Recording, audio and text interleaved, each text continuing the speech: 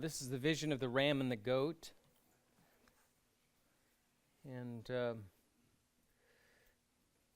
I'll read Daniel chapter 8, verses 1 through 4. We'll kind of plod forward quickly as to get through the material. Not quickly as in don't ask any questions, but just quickly as in, let's move forward.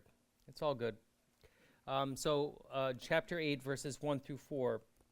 In the 3rd year of the reign of King Belshazzar, a vision appeared to me, Daniel, after that which appeared to me at the first.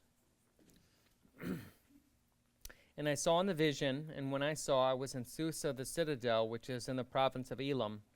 And I saw in the vision, and I was at the Ulai Canal. I raised my eyes and saw, and behold, a ram standing on the bank of the canal. It had 2 horns, and both horns were high, but one was higher than the other, and the higher one came up last. I saw the ram charging westward and northward and southward. Notice that it doesn't say eastward. No beast could stand before him, and there was no one who could rescue from his power. He did as he pleased and became great. Now, this vision, I'm looking at my notes here, covers information only about 2 of the 4 kingdoms. Do you remember that before that the vision of the statue, we had 4 different parts, and with the vision also of, it was the last one, the vision of the 4 beasts last time. Obviously there was 4 beasts which represented 4 kingdoms. So this is a little bit different because it's only the vision of the ram and the goat. In other words, only 2 of the 4 kingdoms are mentioned. We omit the 1st kingdom, Babylon, and the 4th kingdom, Rome. When I say that, Rome, and it's not, you have to be careful of necessarily applying it to one particular kingdom, but understand that this vision is about kingdoms number 2 and 3, omitting 1 and 4.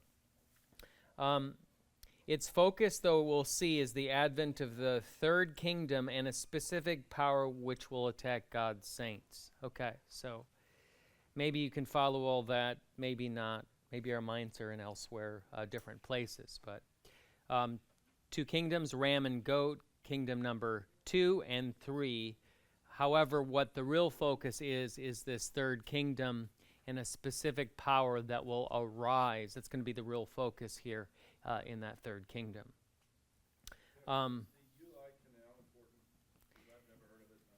Yeah, I read a few commentaries. I didn't do as much with geography as possible. The only thing I'll mention is that this is more of a Persian area, and the 2nd kingdom is the Medo-Persian Empire. So where the Lord takes him, remember right now, Babylon is in control. It's nearing the end, very close, of the Babylonian kingdom coming to an end. So it seems to me, as best as I can understand, they did say that this region was controlled by Babylon for a short time, but it seems to me that it might be that the Lord is placing him into this very place that ultimately, the people will conquer Babylon. So that's the best I can do with the Ulai Canal. Yeah, I didn't do too much with geography there. All right. This is my next point. Daniel is serving Belshazzar, a Babylonian king, but the politics of the world theater are changing.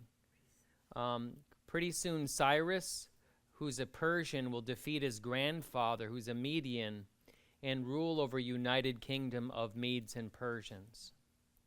That'd be awkward, to defeat your grandfather in battle. Or to meet your grandfather in battle. Nice Thanksgiving. Exactly. Thanks. Yeah. Thanks. Yeah. I mean, you guys complain about your grandkids, right? How about this young upstart, right? So again, Cyrus, who is a Persian, will defeat the Median and then unite the empires of the Medes and Persians, and then Cyrus will then take over Babylon.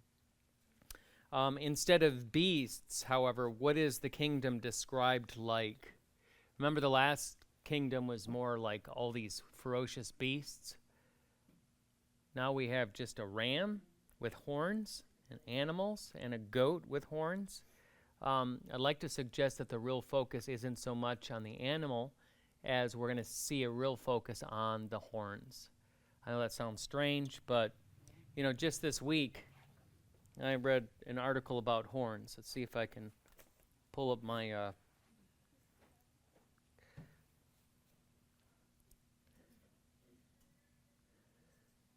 what do I mean about this? Well, you'll understand here in a moment.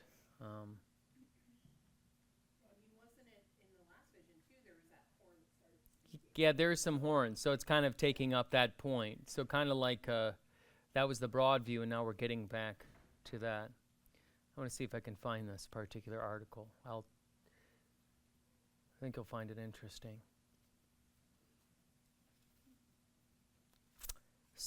Oh no, that wasn't it. Oh yes, here we go. A new dinosaur species with 2 large horns and 20 smaller ones has been discovered, described as the largest and most ornate of its kind ever found. The best part of that video actually was the person describing, the paleontologist describing that dinosaur was the most interesting part. But anyways, this week I uncovered that article about a dinosaur with many horns. Here we see the focus on the horns as well. We'll pick that up in a bit, but so what do you make of this? I raised my eyes, verse 3, and saw, and behold, a ram standing in the bank. It had 2 horns. I think this is pretty simple stuff here. What do the 2 horns represent? Both horns were high, but one was higher than the other. Pretty simple, but what are your thoughts?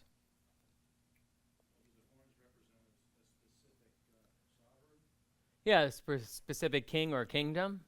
And one kingdom is what? They're both great, but one is what? Greater than the other. And the higher one came up last. I saw the ram charging westward and northward and southward. No beast could stand before him, and there was no one who could rescue him from his power. He did as he pleased and became great. What would you make of that? This particular kingdom that's comprised of the 2 horns, the one greater than the other, the one that rises up later, the Persians, what is that basically saying? Well, it's interesting. My translation says at the very end, he did as he pleased and magnified himself. Okay, I appreciate that you said that, because any time in the book of Daniel has a sensitivity towards kings who do what? Magnify themselves. Exactly. So anytime we see a king saying, I'm great, it's all about me. So that's actually a better translation. He did it as he pleased and became great. And the idea, what did yours say about he did it as he pleased? He did as he pleased. Okay, And yeah. magnified So this is, and then anytime we hear a refrain like that in the book of Daniel, what's coming next? Trouble. The judgment of the Lord. So any king that exalts himself, takes credit to himself, will ultimately be one that will fall. So that's a theme that we see throughout. I appreciate you saying that. Here's a few historical notes. The Median Persian Empire had victories, 3 main victories against the Babylonians. It was at Babylon, Egypt, and Lydia.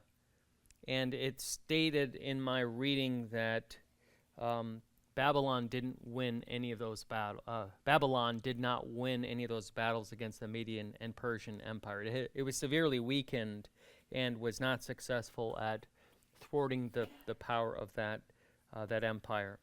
And that the other thing I learned was that the Media Persian Empire was the unquestioned authority in the Middle East for 200 years, from 550 to 331 BC. So this helps us recognize that after the Babylonians, the Media Persian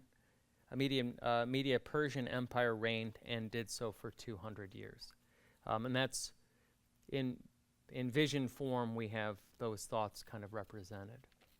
Any thoughts on that before we get to verse 5 to 8? What I read this week was basically like nobody writes about chapter 8 because it's kind of obvious. So no commentators really want to talk much about it because it's a little bit boring. So I can see from all your faces, you're scintillated by this great chapter. So yeah, they basically said, well, it's obvious, so they spend less time unpacking it. But I think there's some stuff that we can unpack, and I want you to draw some thoughts as you come to your mind with some thoughts like, well, this is some application that we can make today. Certainly do so. I would appreciate that. 5 to 8, though, we're going to get to the second half of this vision. We got the ram, now we're going to go for the goat.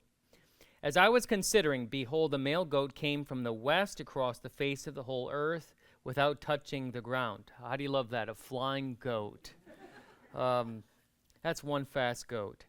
And the goat had a conspicuous horn between his eyes. He came to the ram with the 2 horns, which I had seen standing on the bank of the canal, and he ran at him in his powerful wrath. I saw him come close to the ram, and he was enraged against him, and struck the ram and broke his 2 horns. And the ram had no power to stand before him, but he cast him down to the ground and trampled on him. And there was no one who could rescue the ram from his power. Then the goat became exceedingly great, but when he was strong, the great horn was broken, and instead of it, there came up 4 conspicuous horns toward the 4 winds of heaven. For those of you who know world history, this is like, okay, I got this.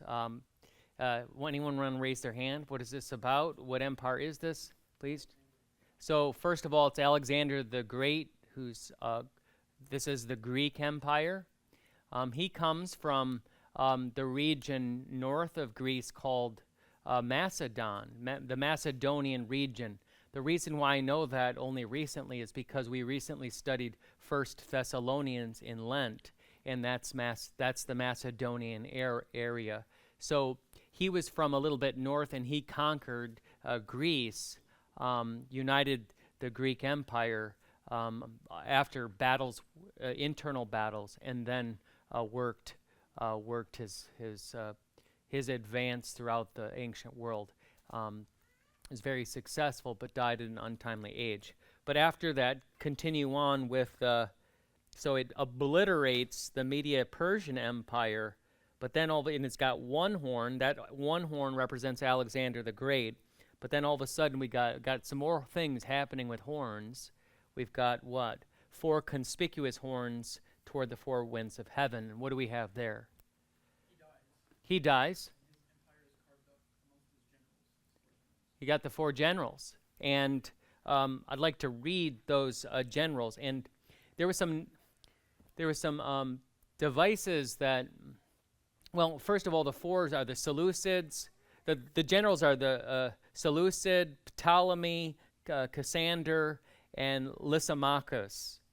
And we tend to only focus on the Seleucids and the Ptolemies because that impacts most the region of the Holy Land. This is how I remember it now. I did this week. Ptolemy, that's Egypt. I think of the E. Ptolemy. The Ptolemies were in the Egypt area. The Seleucids starts with an S. Think of Syria and Mesopotamia. Those 2 regions primarily were the major powers, although those other 2 powers, Cassander has Macedonia and Greece, so kind of localized to the Greek area, and Lysimachus, Thrace and Asia Minor. So that's the Greek Empire. And also he had two young sons, but they were murdered. He died at the height of his power in 323 BC. All right, so we've got, the world stage here. Times are a-changing. Again, to review, Daniel's on this Ulai Canal. He's in the Babylonian Empire, and he sees already 2 empires that are coming. Babylonians, then the Median Persian Empire, and then he sees this fierce Greek empire take over the world. That's kind of interesting. I mean, what do you make of that? Anybody have any thoughts? What would it be like to be Daniel to see all this? What kind of observations is Daniel supposed to make? Maybe some of this we dealt with last week, but if you want to say anything, start talking. All right. We're going to move on, though, 9 through 12. 9 through 12 is kind of where something happens with the four horns that's very impactful to the Jewish people. And this is where it gets to Maccabees, but for those of you who are reading Maccabees, this will make more sense. Verse 9, out of one of them came a little horn, which grew exceedingly great toward the south, toward the east, and toward the glorious land. Any thoughts on what the glorious land is? The promised land, Israel. It grew great even to the host of heaven.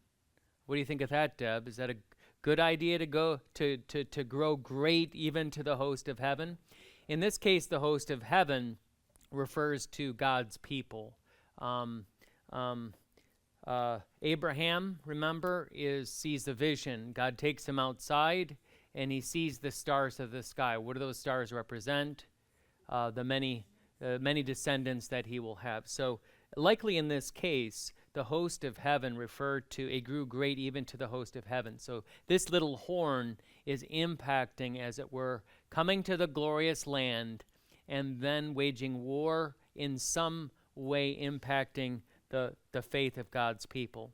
And some of the host and some of the stars it threw down to the ground and trampled on them. In other words, what's David seeing? You've got Medo-Persians, you've got the Greeks, you got Alexander the Great, then you got the four kings, but then in the future you've got this little horn that's coming up, which bodes trouble for God's own. Verse 11, it became great, even as great as the prince of the host. Again, exalting himself. And the regular burnt offering was taken away from him, the prince of the host, and the place of his sanctuary was overthrown. And a host will be given over to it together with the regular burnt offering because of transgression, and it will throw truth to the ground, and it will act and prosper.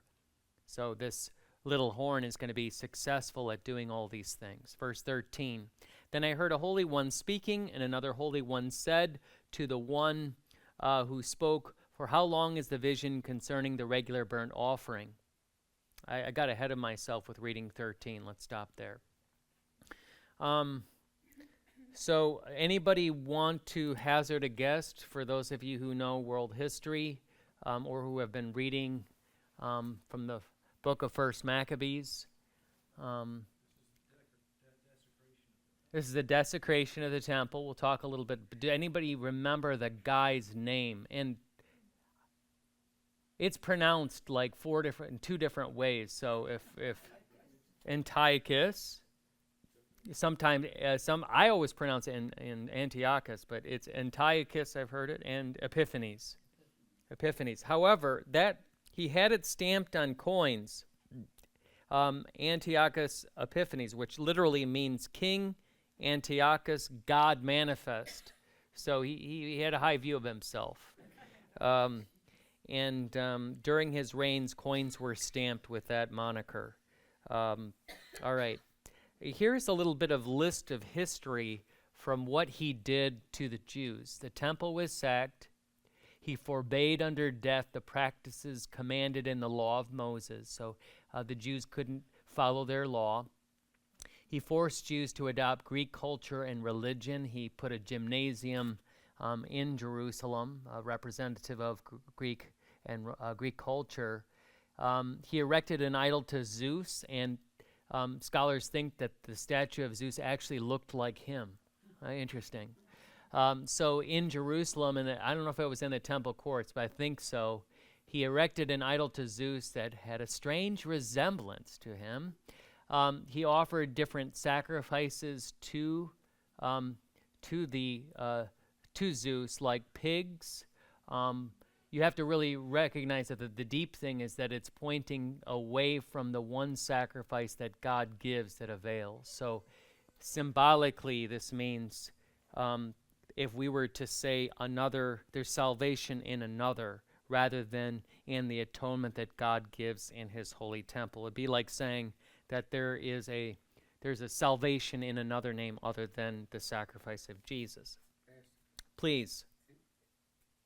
the section we're reading here. Yeah. Is that in chapter 11 in Maccabees? Yeah. Is this the same time frame? Daniel is seeing it ahead of time. Okay. Yes.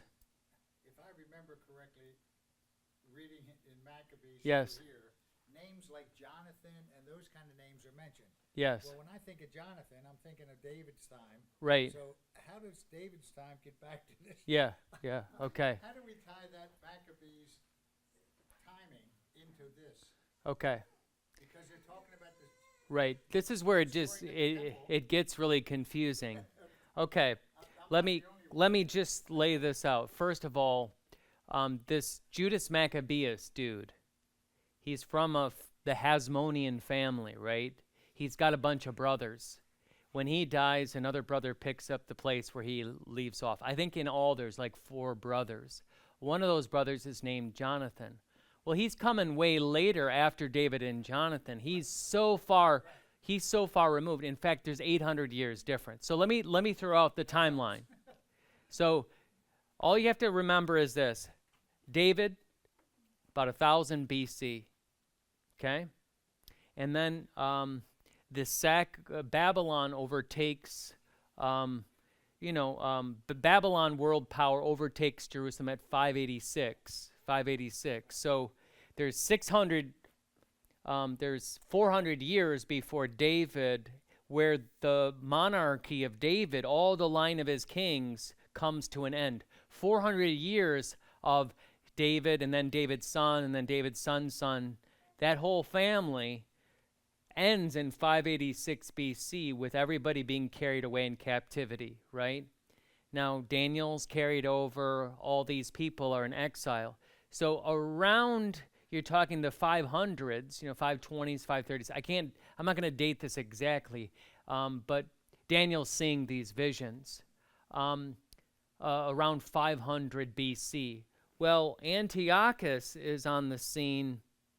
Well, I just read that I'm not going to throw out the dates, but we do have after Babylon, the Median and the Persian. I mentioned some dates there with Cyrus. Antiochus doesn't get on the scene till about 300. I'm just throwing that out there. So hopefully that kind of helps you understand. But I'm going to throw this out because, yeah, go ahead. Isn't that the time of the Maccabees? Yeah, 300s. So that's, Yeah.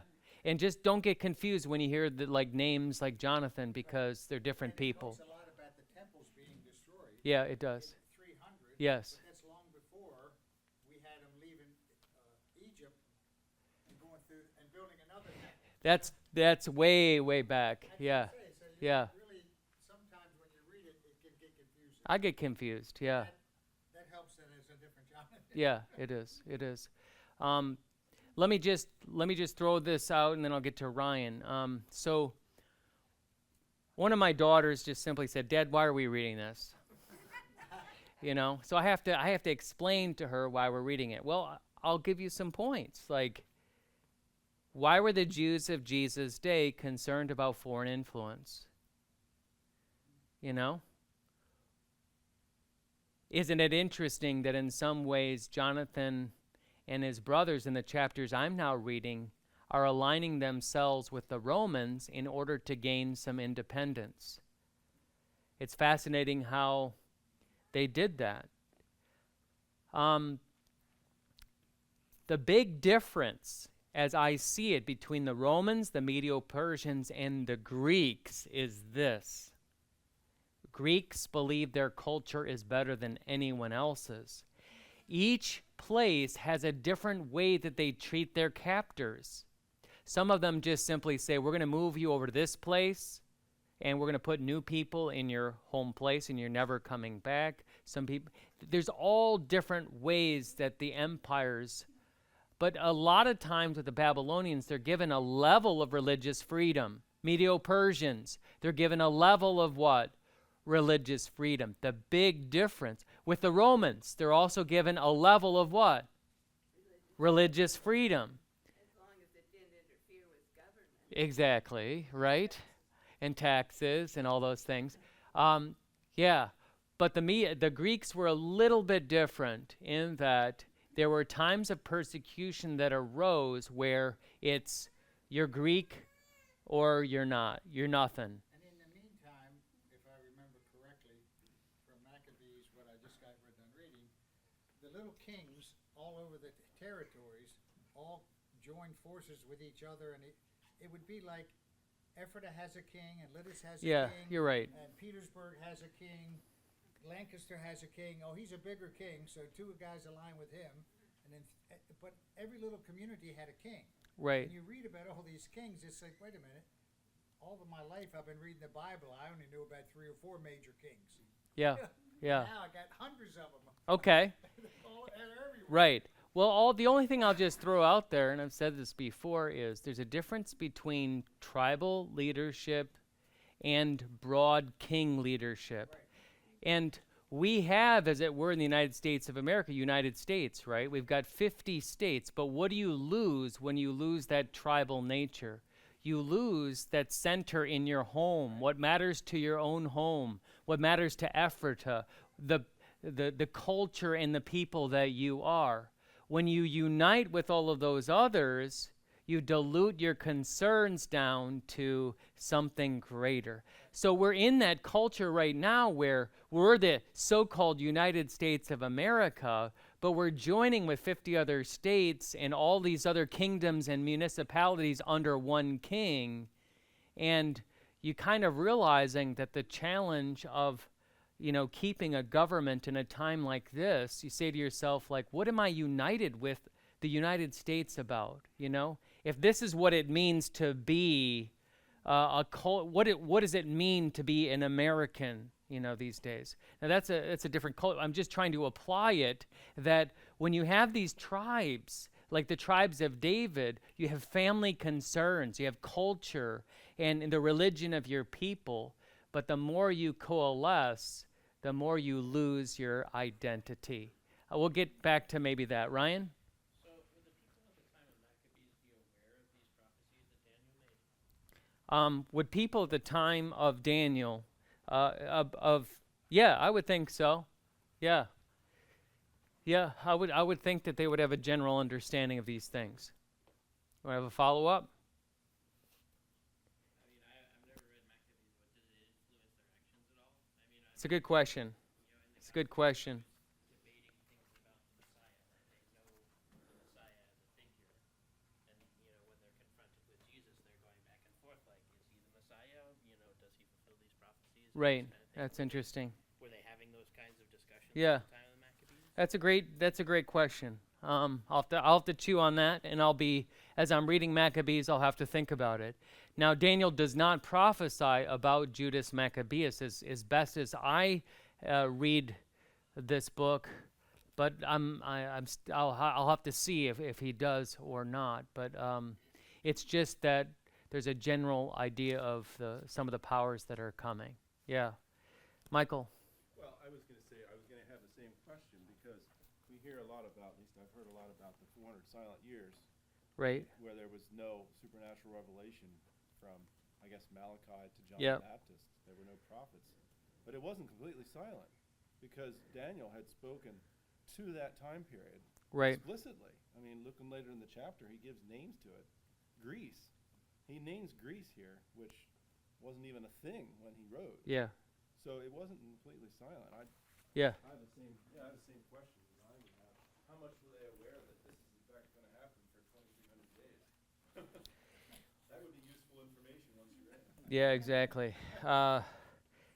Yeah, there's a lot that could be said. I'm going to move forward, but I'm going to say that also Antiochus Epiphanes also, the scrolls of the Torah were destroyed. Anyone was killed who had a Torah scroll. He took the holy vessels. He eliminated the evening and morning sacrifices, which were common to God's people. He broke the furnishings. He puts immoral men in charge that will go along with the Greek culture. And all in all, 40,000 Jews were killed.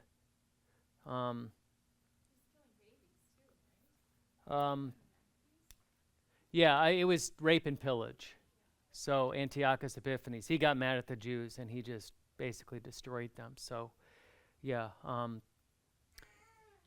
But you have to recognize that this is a very challenging time because you have two Jewish people going on here. You kind of know that during Jesus' day, we have about 3 sects of Jews that we see: Pharisees, right, Sadducees, and the Essenes. The Zealots or the Essenes. They're the ones, the Dead Sea Scroll people, who believe. They believe we have to do what? We have to hide out. We have to eliminate ourselves from culture. They're reacting to this time period. The Essenes establish a monastic community. They're the ones that preserve the Dead Sea Scrolls. The Pharisees believe in separatism, but a religious separatism of being with the people. They still believe in the resurrection. They still believe in the Torah. They're the conservative Jews, except the difference is that they're living in and amongst the people, but not too close, because you don't want to. They're all reacting to the fact that in the Maccabean era, when Greek culture is basically mandated, the Jews do one of 2 things. This is fascinating for our time period. You have 2 groups of Jews. What do? You have one group of Jews that says what? We have to, what? We'll go along in order to get along. We'll go along in order to get along. And then there's one group of Jews that what? We cannot do this. And so basically what I'm told, and I watched a little video on this, it said there's as much in Maccabees about a war with Antiochus Epiphanes as there is a civil war between the 2 Jewish parties. It's a civil war about what is Jewishness, and can we go along with the Greco culture and still retain our life as Jews? Can we go to the gymnasium, right? Can we give up the Torah? Can we do these things? Is it a religious idea or an ethnic identity? So I missed one of the groups. I talked about the Pharisees, which I talked about the Essenes. How about the Sadducees? What were they like? They were the ELCA Jews. Yeah, I mean, basically, you're making a joke, but you're not. So basically, what did the Sadducees believe? They didn't believe in the resurrection. They didn't believe in angels. They didn't believe in the afterlife. They just believed that they were Jews. They didn't have any there was no religiousness to their Jewishness. It was just an ethnicity. So even during Jesus' day, you had all of this tug and pull left over from this time period with how do we retain in a foreign world where we live as exiles, when we're here and there, world powers are jockeying for power, how do we remain faithful to the Lord? And there's different answers to that. And, Jesus comes up, and why is Jesus sometimes, not really well received by the Pharisees? Because they think he's throwing out, as it were, at times they're thinking that he's throwing out what it means to be Jewish. So that's just a little background, but my point also is to say that I'm hoping you're seeing this as a layer that can fit over our time period also. We're in a midst of time with great change in world power. We're thinking about China, right? We're thinking about Russia. We're thinking about what is the future of a descending ascendancy of the United States as a nation. We're thinking about our own people. What do we do? Do we go along to get along? How do we retain our faithfulness amidst this? And how is it that when our children are living in the Greek culture, right? They're living in the gymnasium. So how do we, as it were, retain our faith, right? We've got different answers to that. Isn't it a beautiful thing that we're here in Lancaster with the Mennonite? They've got an answer to that, right? The Amish have an answer to that. Same answer as the Essenes. It's the same answer as the Essenes. So what is our answer as Christians? Let me conclude with the chapter, and then we'll go on. 13. Then I heard a holy one speaking. Another holy one said to the one who spoke, "For how long is the vision concerning the regular burnt offering, the transgression that makes desolate, and the giving over of the sanctuary and host to be trampled underfoot?" And he said to me, "For 2,300 evenings and mornings, then the sanctuary shall be restored to its rightful state." When I, Daniel, had seen the vision, I sought to understand it. Well, hold on a second here. After Daniel saw the vision, did he get it? He's trying to, but it's not readily apparent even for Daniel. "And behold, there stood before me one having the appearance of a man. And I heard a man's voice between the banks of the Ulai, and it called, 'Gabriel, make this man understand the vision.' So he came near where I stood. And when he came, I was frightened and fell on my face. But he said to me, 'Understand, O son of man, that the vision is for the time of the end.' And when he had spoken to me, I fell into a deep sleep with my face to the ground. But he touched me and made me stand up. He said, 'Behold, I will make known to you what shall be at the latter end of the indignation, for it refers to the appointed time of the end. As for the ram that you saw with the two horns, these are the kings of Media and Persia, and the goat is the king of Greece. And the great horn between his eyes is the first king. As for the horn that was broken, in place of which 4 others arose, 4 kingdoms shall arise from his nation, but not with his power. And at the latter end of their kingdom, when the transgressors have reached their limit, a king of bold face, one who understands riddles, shall arise." I didn't look that up. I should have. "His power shall be great, but not by his own power. And he shall cause fearful destruction, and shall succeed in what he does, and destroy mighty men and the people who are the saints. By his cunning he shall make deceit prosper under his hand, and his own mind he shall become great. Without warning he shall destroy many, and he shall even rise up against the prince of princes, and he shall be broken, but by no human hand. The vision of the evenings and the mornings that has been told is true, but seal up the vision, for it refers to many days from now. And I, Daniel, was overcome and lay sick for some days." So that's his response. He's overcome and he's sick hearing about this. "He rose and went about the king's business, but I was appalled by the vision and did not understand it." So I guess the point is that if he thought that Babylon was going to be the end of the trouble of the Jews, he learned that what? That trouble is just the beginning.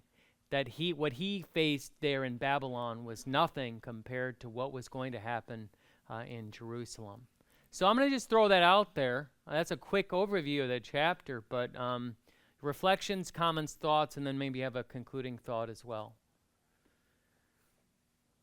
Please, Jonathan. You know, when I read the Maccabees, and one of the reasons to read it, is you really understand how, like, the social structure that existed in Judea at the time of Christ arose. The Pharisees, Sadducees, the Essenes, they all make sense within the context of what occurred then. Yeah. And you don't really, if you don't read the Maccabees, you don't know how that arose. And it's for that reason alone, it's a good reason to read the book. And it's just exciting. It's a good story. Yeah, it's a good story. And recognize that up to 100 years ago, Concordia Publishing House put the Apocrypha in the Bible. Luther had it in his Bible in a separate section. There's a whole history behind it. We have a right understanding of the Apocrypha. And 100 years ago, your common LCMS member would have known Josephus, read it regularly, would have known Maccabees, and would have read the Apocrypha as part of their piety. Recognizing in this sense that just as a future generation might ask questions about how did people in the year 2020 live out their faith, we can go back to this era and see it's not inspired scripture. We know that for certain, and I can lay that whole thing out, but it is the story of the people who were attempting to keep the faith during a time of great upheaval. I don't think all of their conclusions are right, and it's not to say this is inspired in the sense of that Judas Maccabeus. We have to think about that. Did Judas, is warfare the way we should go? You know, and that is how do we defend ourselves? Did the Maccabeans do what was appropriate, so on and so forth? So great point there. Yeah. I was struck by the phrase in verse 25, and when they feel secure is when devastation will come. And Yeah. I sometimes look at what is happening worldwide today, and especially in the United States, and our complacency. Right. Can we draw parallels between this and what is happening? Right. today? Yeah. Right. I think it's just a warning. Yeah. No, I think there's some layers that we can pile on top of this, and some applications that we can bring. That I mean, I was reading an article the other day that said that, and this was in the First Things magazine, and it was just talking politically based on reports that this guy was getting from some generals that he knew that, we are in no way able to face a rising Chinese power. Our military men have basically in leadership have said we wouldn't be able to meet China and overtake China. So we've got one of those situations now where, how about Russia? So not that this is necessarily about the United States of America, but I think that this idea of complacency, I mean, this is more about the church, but we could make some parallels about that. Yeah. I wanted to mention one comment, and that was the last time we talked about beasts. This time we talked about horns, and one of the commentators had a great comment about how we deal sometimes. You know how we really focused last time on the beastly nature of the beasts being not humane any longer, and how kings become, as it were, insane, and they lose their humanity. Remember how we talked about that? So this commentator was talking about how the focus here is about structures that become perverted. Do you know what I mean by that? Like we have this idea of, we call it the swamp, or we talk about it in terms of, what's that term that we use for, what really controls the United States of America?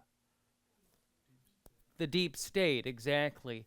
And this is where we get to the idea of the horn being less of a beast and more of a structure, deals with another aspect of what we see evil overtaking. That we're not just fighting against a person, now we're fighting against a structure for which it seems that we're fighting like David against Goliath. And I just listed here some of the structures that we face today as a culture, where we simply throw up our hands. Like, how about big business or big pharma or Marxist ideology or socialist ideology or capitalist ideologies, right? Machines, the future of AI, the ascendancy of the cell phone, our acceptance of all of these particular things. What runs us these days? And when I was growing up, the United States as a government, was a very powerful institution. The reason why the space program existed, because nobody else could do it, only the government. Now, the government doesn't do anything. It's big corporations that do everything. So now we deal no longer, as it were, with individuals. And the person was saying that in the scriptures, we see God dealing with man on a human basis. And the quote that I wanted to say is this. And I'll read this. It says, "The voices of cultural pessimism are well known. This particular guy prophetically warned 2 generations ago about the technologization of social relations that thinks of the human in terms of a machine. The consequences of this are not hard to find.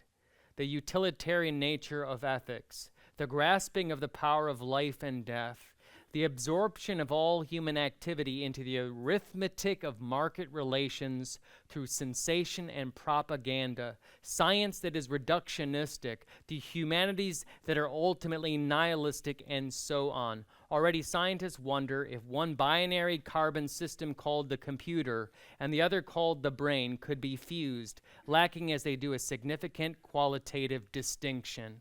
The point here may be drawn directly from a witness like Daniel against the adversary who is a horn. The Church of God, in its witness to God, will soon be the only witness on behalf of the human as well. I thought that was a good quote to say that it is the church's job sometimes to be the arbiter of what is human, what God has made us for, what our purposes are. And yet at the same time recognizing that the horns that they were facing is, we're facing all these particular horns as well. Daniel was distressed. We're distressed as well. What is the hope in the midst of this? The church is called to be how did he put it here? There's a clash of empires, God's and this world's. Okay, two empires. God's and the world's. And, we're part of the church, which is God's empire. There's a clash, and we have a purpose and a place, as it were, to call humanity, in quotes, structures back to what is humane. And at the same time feel like that's an totally impossible endeavor. I don't know. Any other thoughts? Probably should conclude. You guys want to go. I see it. All right. The grace of our Lord Jesus Christ, the love of God, the communion of the Holy Spirit be with you all. Amen.